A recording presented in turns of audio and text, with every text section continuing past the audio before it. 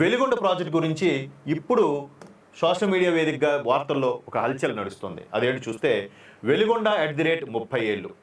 సరిగ్గా ఈ project photo చూస్తే 1996 మార్చి 5న చంద్రబాబు నాయుడు గారు, అప్పుడు ముఖ్యమంత్రిగా ఉన్న చంద్రబాబు నాయుడు గారు శంకుస్థాపన చేశారు. జూలైలో నల్లమల సాగర్కు రానున్న కృష్ణా జలాలు, తీరనున్న ఫ్లోరైడ్ సాగునీటి కష్టాలు.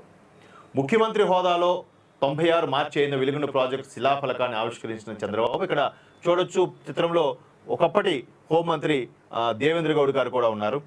అలాగే దేశంలోని అత్యంత దుర్భిక్ష ప్రాంతంగా ప్రకాశం జిల్లా పశ్చిమ ప్రాంతానికి పేరు. కరువుకు తోడు ఫ్లోరైడ్ రక్కసి ఇక్కడ ప్రజలను పట్టి పీడిస్తోంది.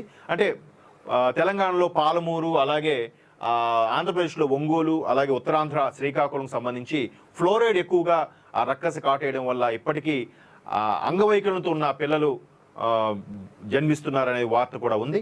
ఈ నేపథ్యంలో సాధారణంగా నీటిలో ఫ్లోరైడ్ స్థాయి 0.5 నుంచి 1.5 ppm మధ్య ఉంటే పర్వాలేదు. ఇక్కడ తాగునీటిలో కొన్ని చోట్ల 5, మరికొన్ని చోట్ల 7 ppm వరకు ఉందట.